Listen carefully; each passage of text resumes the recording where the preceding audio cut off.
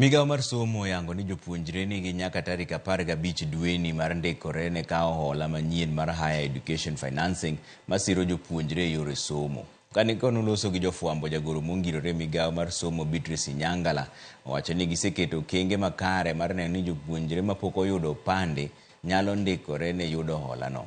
Omedo ni jopuonjre mapok ochopo higni 18 nyalo kwayo hola ka gitiyo gi namba mar penj mong'ere kaka index number kaachiel gi oboke mag nyuol kata birth certificate. Jogo mosechopo higni 18 gi wiye nyalo tiyo gi index number kaachiel gi oboke mar rito opande kaka ranyisi ni pok giyudo opande maggi.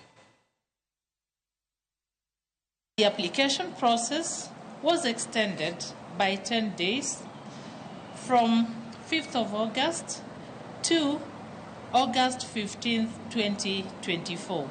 The students who are under 18 years old can apply for loans and scholarships using their KCSE index numbers and attach a copy of their birth certificate in place of their national identity card.